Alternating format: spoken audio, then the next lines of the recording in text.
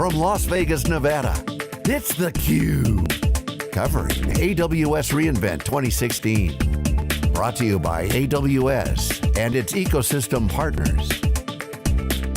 Now, here's your host, Stu Miniman. Welcome back to theCUBE's broadcast of AWS reInvent 2016 here in Las Vegas. Getting towards the end of our, I guess it's day two. It was the keynote for day one, but happy to welcome to the program. First of all, we've got a practitioner on the program, which I'm always super excited about, especially near and dear to my heart, a networking guy. Keith Schafer is a network architect with a redacted Fortune 500 national food distributor. Keith, thanks for joining us. Oh, thank you for being here. And we've got Ramesh, Prabagaran, that's right. Who's VP of Product Management and Marketing with Viptela. Thanks for joining us. Absolutely, thanks for having us back. Keith, I have to start, I know you can't talk about too much about your company, but just tell us a little bit about kind of the scope of your role, what you do, and how that cloud thing fits into your world. We've got sites all over the country, and as we try to get out of our data center and into the cloud, we had to struggle with how do we connect all of our sites to that without the single point of failure, without that choke point. With Viptela at a branch, we can then extend that into a Viptela router in the cloud and have that kind of connectivity just like we would have with the data center. So we're definitely going to get into the Viptela stuff, but first of all, some of your statement there, are you talking about closing down data centers and moving more to public cloud? No. Or how's that work? It's new functionality. It's value add. It's new marketing, new sales, new markets that we're getting into.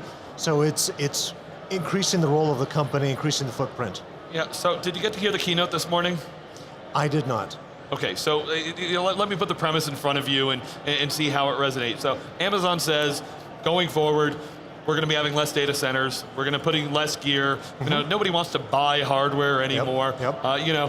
Welcome Embrace, welcome to AWS. Right. How's that resonate with your business? It's exactly the direction we're going. Okay. Yeah, we're going in that direction. We want to create the environment to scale. We want to be able to be agile, flexible. We want to be able to move wherever the market is. And we're not going to be able to do that with a data center. We need Amazon for that. All right, so Ramesh, want to pull you into this. So, we've had the opportunity to talk to Viptela a couple times at that other show that was actually in Vegas this year. We can mention it was VMworld, so, big ecosystem, but boy, this one's pretty impressive too. Explain to us how, Viptela fits with AWS. Absolutely, so if you look at the SD-WAN space itself, initially it was all about cost arbitrage. How can I take private circuits, public circuits, wireless, mix them together and have ubiquitous connectivity? Over the last year or so, we have seen a tremendous shift in that model. Cloud is becoming a centerpiece of that discussion, right? And especially with infrastructure as a service like AWS, as Keith was pointing, lots of customers moving in that direction, and so naturally the question is, how do I extend my wide area into the cloud, right? Today there are lots of suboptimalities in how do you access from a user sitting inside a remote site or a branch. Traffic gets backhauled all the way up to a data center and the cloud is a part of the data center. Now, customers have said, hey, that's very inefficient. Why is it that I need to go from San Jose to Virginia to access an AWS site that's sitting right across the street from me? And so naturally, unless you make the cloud part of the wide area and extend the wide area into the cloud, you won't be able to solve those problems. And that's really where we see the opportunity. We were really thinking about what is it that we will talk about at AWS, and every single customer that we spoke to said, hey guys, this is a huge play for AWS in particular. All right, so Keith, you were starting to talk a little bit about Viptela, but why don't you bring us back to kind of the problem statement? What was it that led you to look? What was it, SD-WAN? Was that, did you know that you wanted SD-WAN, or was there something specific that you were looking for? It was a combination of things. We had a bandwidth issue. We had a scalability and growth issue with applications. We wanted to get into the cloud and get out of our data center. It's more cost effective. We can be more agile in terms of capital planning. And we could deploy more in terms of what we were giving to our customers.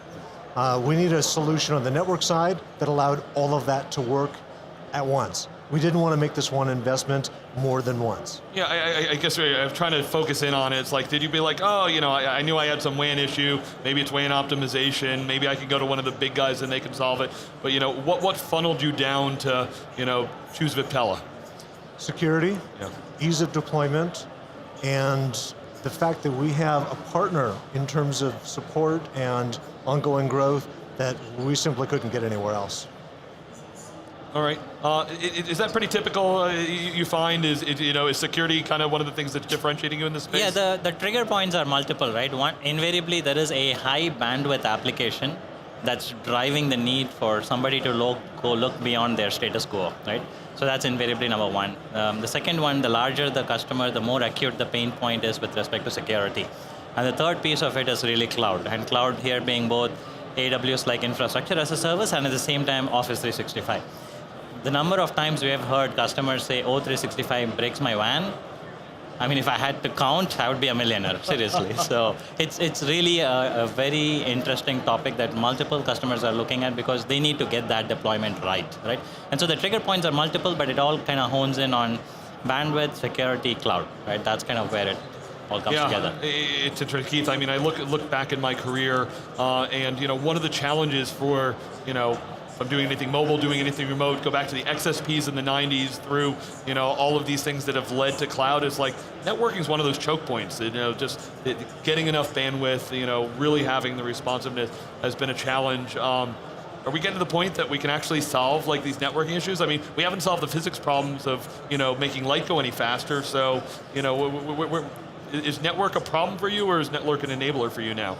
With Viptela and the ability to have different kinds of transport brought in, network really has stopped being a pain point for us. We're able to do Office 365, Salesforce, and extend into Amazon for development, internal applications, and customer-facing applications, and do so without having to worry so much about the network. That piece has now been taken care of. All right. Speak a little bit about just kind of your experience with Amazon. Do you use more than one public cloud, or how deep is adoption, if you can share? It's multi-region, multiple availability zones. We go pretty deep in terms of the security groups. We're U.S. based, so obviously we're not looking to go into global regions. But being able to have something on both coasts for high availability, being able to scale and grow.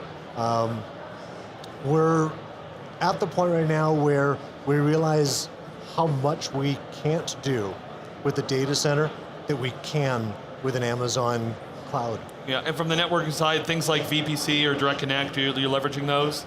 VPC, but with security, and the Viptela add-on to that allows us to have a common set of control and protocols and an understanding from a support environment and from a security standpoint as well. The security team is familiar with what Viptela brings, and extending that into Amazon allows us to trust Amazon that much better. Yeah, so Ramesh, networking came up a bunch, this week. Amazon, everything. I don't know if you saw the James Hamilton presentation last night, but it's like they're doing their own chips. They're 25 gig. They're doing all this. Still, I mean, I don't see it as overlapping with what your company's doing. What do you think about networking in the Amazon ecosystem these days? Absolutely. So I think that's kind of the last pole or the last problem to solve in the ecosystem of things, right? So compute, storage, and then followed by the network. Now, certainly AWS has done a phenomenal job at automating quite a few pieces with respect to the network, bringing in security groups, having communication across multiple regions and whatnot, right? The part that multiple customers, such as Keith, are trying to solve is how do I come from my site into AWS, right? Because AWS has done a phenomenal job at optimizing connectivity across multiple availability zones and so forth. But if I have a geographically spread out footprint, how do I access it from my location into AWS? And AWS is not one location, it's geographically spread out, right? So now you have to really optimize for connectivity. It goes back to the direct connect argument that you just brought up, right? Our customers are looking at, can I go over internet over a VPN technology? Can I use direct connect? Can I exit out locally at my branch or my site? Do I need to go to my DMZ? Do I need to go to my carrier neutral facility? So the choices are actually evolving very well, but the underlying guts to connect everything together is really what we're providing. So Keith, the last thing I want to cover with you is, sometimes these changes can be difficult on kind of the organization. It's really encouraging to hear. I mean, networking team and cloud look like they go hand in hand. How do those fit together? What lessons have you learned going along?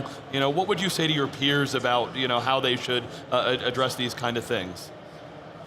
I would tell them, don't go too fast, take your time, and understand the organization and the data flow that goes into that cloud and how you're going to use that, how you're going to bring that back into your environment, and what are the things that you're concerned the most about? Is it security? Is it just connectivity? But take your time, make sure you get it right. Yeah, no, I want you to clarify something, because I used to give presentations talking about networking, and I would talk about how the networking in enterprise moves by the decade. It's like, we ratified 10 gig in 2002, and by 2012 we had reasonable adoption. So you say move slowly, you're not talking wait a decade to do something, right? No, I'm not talking about years, I'm talking about months. I'm talking about take some time, figure out how this takes, because it's not just about moving into the cloud, it's connecting that cloud back into your organization. Yeah, don't just swipe a credit card and go, run off and do something, actually plan, talk to some people. This is a piece that allows us to bring this Amazon and our company together in a way that I don't think we could do anywhere else. All right, Ramesh, want to give you the final words, kind of big takeaways from the show, things you want to leave us with. Yeah, absolutely. So I think there are multiple solutions that AWS provides in order to optimally connect into AWS. And there are also complementary technologies that you need to use in order to connect from your site into AWS, right? And so what I would leave people with is, when you're looking at that model, you kind of need to own both of those endpoints, right? Because it's not about just, do I have a pipe to get out there? If I have multiple paths, how do I choose the most optimal one, right? It could be based on loss, latency, jitter, a whole bunch of things. What we have done is actually we have moved the wide area into the cloud, which means we own an instance inside of a VPC that resides inside of AWS, and we protect all the assets and all the applications residing inside of AWS, just like we would protect if it is inside a branch, right? And so we want customers to think like, hey, my AWS location is not an extension of my data center, it's actually an integral part of the wide area. And once that happens, then traffic starts to flow really, really freely, and the possibilities are endless. Well, Keith, really appreciate you sharing your journey of where you've gone and where you're going. Ramesh, thank you for giving the update and for bringing a great customer to talk with us and our audience. And stay with us. We'll be giving a few more interviews here as we have wall-to-wall coverage from AWS reInvent 2016 in Las Vegas. 32,000 people. You're watching theCUBE.